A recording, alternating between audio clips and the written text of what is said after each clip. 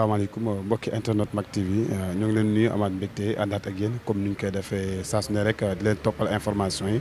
tey nag ñu ngi fi nga xamante ne mooy fii nekk fi tasante fekk ñi nga xamante ne artistes yoo xamante ne dañoo prévoir woon tey am benn sitting bu ñu waroon def waaye nag dafa mel ni ñëw nañ fii mel ne dañ ko daal di renvoyer duñ def nag lu dul interroger leen laaj leen rek naka la affaire boobu demee asalaamaaleykum papa ñu ngi lay nuyu. waaleykum salaam fay naa leen barke borom Touba. tur bi ak waaw Iba Gaye Massar artiste musicien secrétaire général de l'AMS association des métiers de la musique au Sénégal membre de la CAM moom maanaam coalition des acteurs de la musique ak sunu allié wu danseurs yi ak comédiens voilà. Pap tey mu mel ni da ngeen amuloon lu ngeen prévoir woon tey ñu ñëw fii mel ni dañ ko daal di renvoyer lan moo waral ñu renvoyer ko. waaw dañoo prévoir woon ci suñu biir ñaxtu pour vraiment wone un peu ak daal di wax ñun ñi suñuy doléance suñuy mbébét ndax mbébét yi moom mi ngi doore ci bu ñu seetee fukki weer ak benn ngi nii yoo xam ni li ñuy wax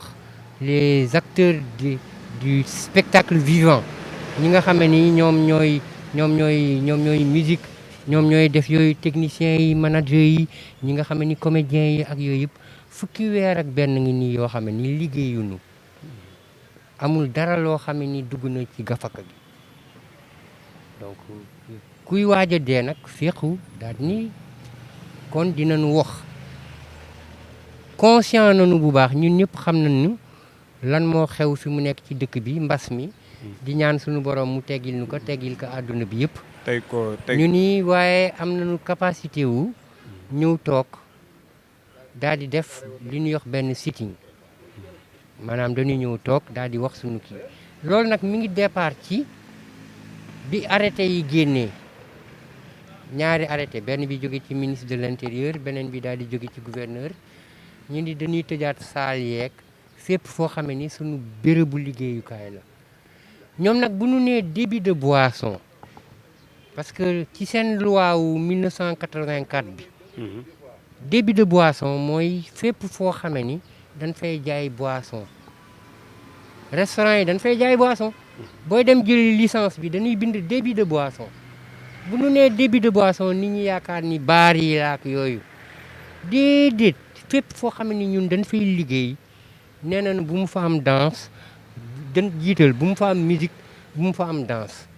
ñu ni nag doy na parce que bii nag ñun la ñu gën a fetal xam nañu li xew ñu daal di leen bind daal di leen laaj lan moo cee saafara bi quelle solution dégguñu dara ñu génnewaat yeneen arrêté ñu ni déedéet fokk nag ñun tam ñu daal di ñëw taxaw ñëw dañ bëggoon toog tey ñun ñëpp ñu toog waaye solo ba jekk xam ngeen artiste ni mu mel ba pare daal di indi suñu pancarte c'est silencieux li ñuy wax un meeting distancié dañuy respecter distance yi ba pare silencieux duñu wax dañuy yëkkati rek ngeen daal di gis lan mooy mbébét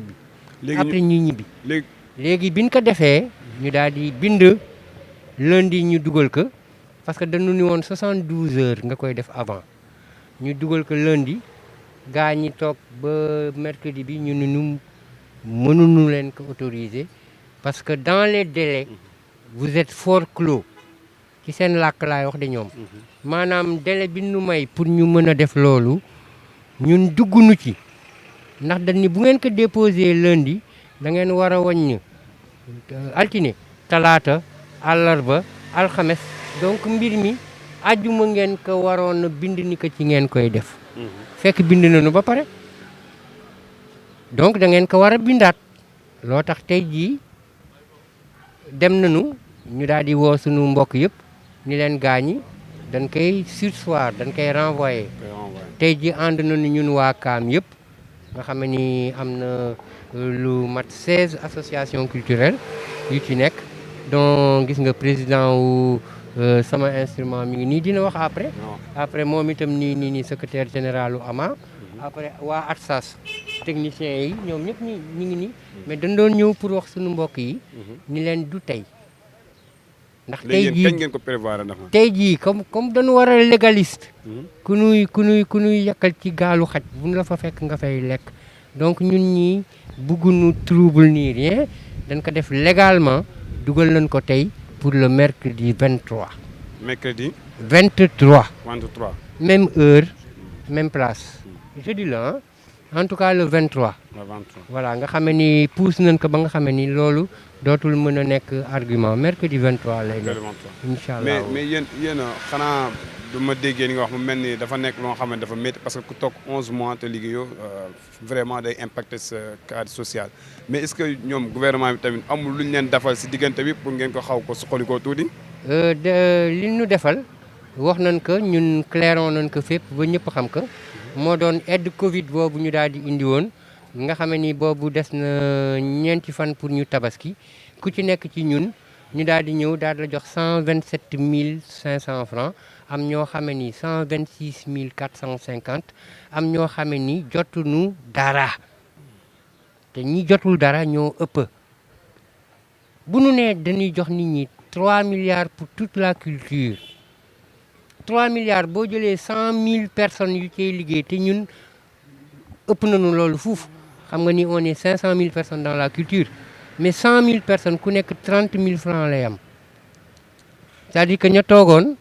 127 000 yooyu moo di 1256 francs par jour mooy ci 5 mois 6 mois yi ñu toog liggéey ñu may nu ñu yëngal tuuti rek ci petite salle yi rek ñu daal di tëjaat ñu laaj leen nag léegi lan ngeen bëgg ci ñun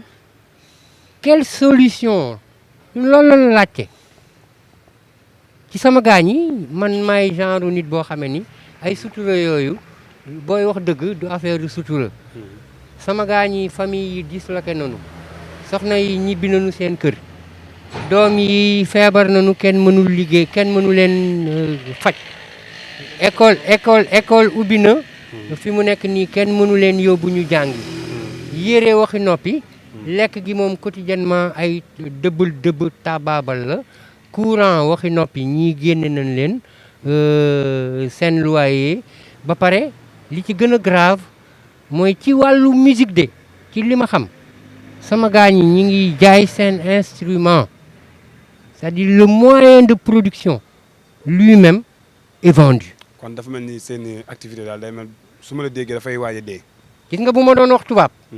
dama leen naan c'est la culture qu'on enterre. Et nous, on nous met des pieds sous terre.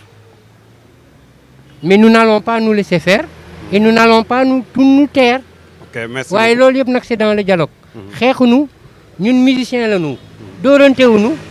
Ouais, wow. Yes, I. Ok, merci.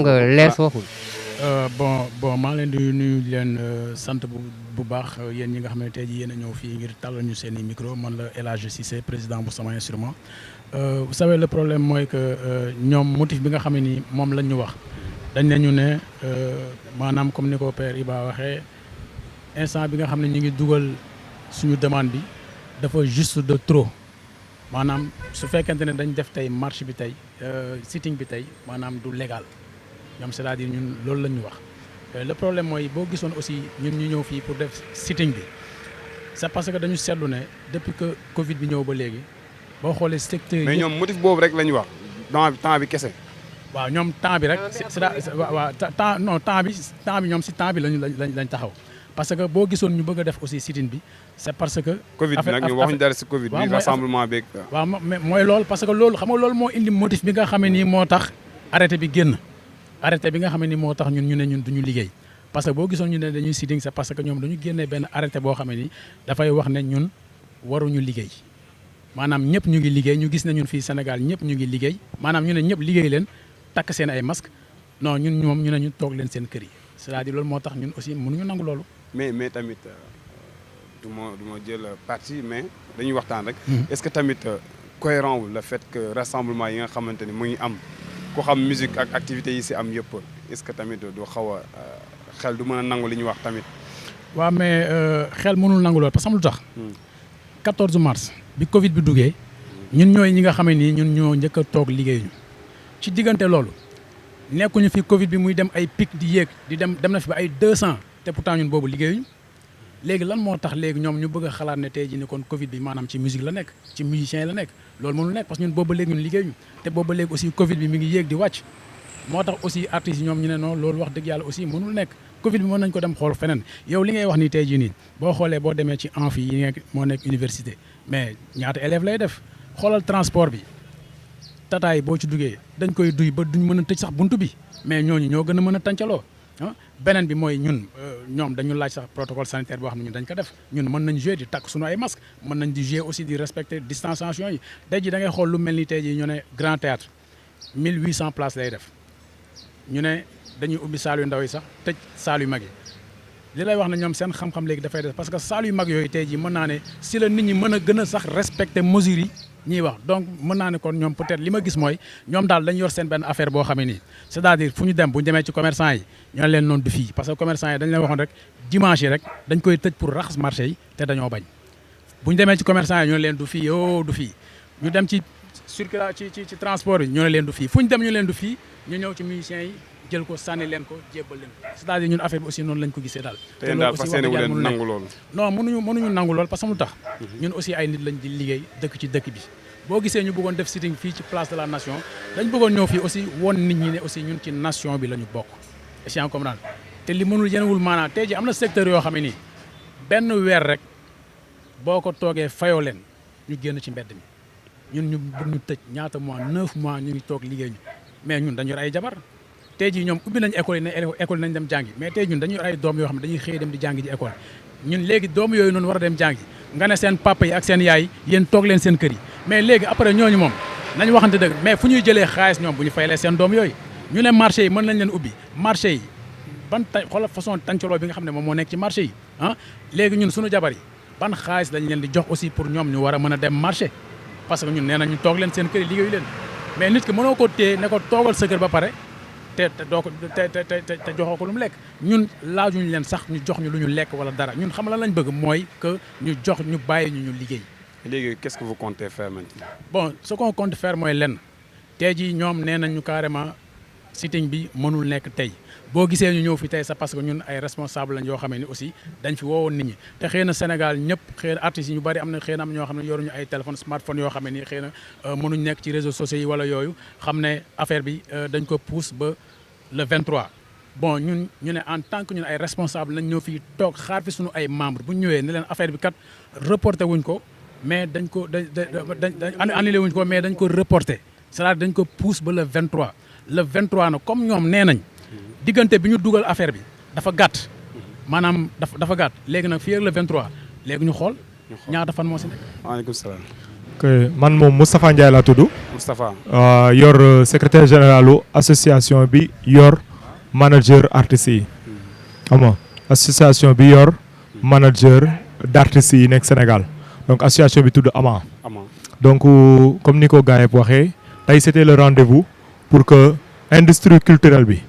ñëpp daje fi. waaw comme je disais donc li taxoon tey ñun ñëw daje bëgg daje fii sur cette place symbolique woo managers yi woo artistes yi ñëpp si woo techniciens yi instrumentistes yi ñëpp nag regroupé wu ci camp bi parce que camp bi tey mooy collectif boo xam ne dafa dajale képp kuy professionnel de la musique moo tax mu tudd collectif des acteurs de la musique. Aujourd'hui rejoint par ñi nekk dans le cinéma parce que ñoom aussi ils sont dans le monde du spectacle rejoint aussi par ñi nga xam ne ils sont dans le monde de la danse. donc aujourd'hui ñun ñëpp ñu créé benn collectif boo xam ne dem nañ rencontrer du ministre de l'intérieur waxtaan fa mais ñun li nga xam ne ñun moo ñu amal importance mooy sitting bi ñu bëgg def sitting bi li tax ñu repousser ko c'est parce que dem nañ comme ni ko suñu naataangoo yi waxee dem nañ ci suñu ay règles jàpp 3 jours ñu notifié ñu ne ñun li ñu yaakaaroon du loolu 3 jours la mais jour bi ñu koy déposé bokk ci ok ñu d'accord ak ñoom mais léegi pour nu wan leen ne ñun ba léegi dañ ci teg suñu tànk déposé nañ tey loolu def nañ ko ba pare pour mercredi donc ça veut dire que ñun fii ak mercredi dañ am assez de temps te dañ koy commencer annoncer dès aujourd'hui tasaat ko comme ni ñu tasee woon le 23 bi parce que ñun dinañ leen wan ne leen dañ ciy teg suñu tànk mais li tax ñuy teg suñu tànk du bras de fer aujourd'hui comme ni ñu ko waxee léegi transport dafay liggéey di dugal xaalis ci dëkk bi santé dañuy liggéey di dugal xaalis ci dëkk bi ainsi de suite informatique secteur yi nekk fii yëpp éducation yëpp dañuy liggéey di dugal xaalis dëkk bi il faut ñun ñu wan leen ko plus que lu ñu ko xamee wan leen ne leen industrie culturelle bi et créative bi nekk ci dëkk bi mi ngi dugal xaalis bu taxaw ci dëkk bi mais loolu ni ñu leen ko mën a wanee mooy ñu wootee nit ñi ñun ñëpp ñu daje fi le 23 lay nekk à la même heure pour wan leen ne leen ñun li ñuy def liggéey la. tey waykat boo gis boo xoolee baax depuis booba léegi insisté wuñu trop ci kanamu waykat yi ci pour waykat yi porter combat bi xam na moo tax parce que bëgg nañ sénégalais yi sax comprendre ne waykat bi ñuy xam dëgg la am na solo mais li nekk ci ginnaawam ñoom moo ëpp doole parce que benn waykat bu ñu nekk sur scène rek di nga gis minimum bu néew ba néew da ngay am 6 musiciens waa kii ñoo fi am ay quartet ñuy def jazz ak yooyu souvent ñooy def ay quartet ñoom du ñu bari mais orchestre normal yi minimum day am ay 6 personnes minimum te day dem ba ay 15 des fois ñuy nekk ci kaw imagine boo génnee musiciens yi minimum da ngay gis koo xam ne ay 3 techniciens comme par exemple waa Kër Assane Ndiaye dañuy am ay 3 techniciens 4 yuy liggéey ci son bi nga amaat ñoo xam ne ci lumière bi la ñuy nekk léegi jeunes yi nga xam ne moom infographie la def tey aujourd'hui saa yu waykat bi war a jouer day def dem defaral ko defaral ko benn affiche booy boobu jeune la boo xam ne loolu la jàng di ci dund nga xool beneen booy boo xam ne moom community management la jàng bu artiste bu waree jouer moom mooy gérer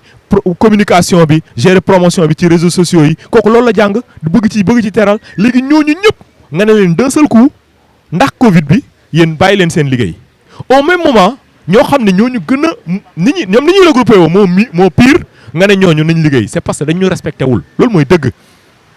mais nag comme ni ko paa bi waxee ñun waykat ku ko xamee ko un peu de l'intellect donc aujourd'hui interpellé nañ ñu wax nañ ñu ñun on a été responsable devant ñoom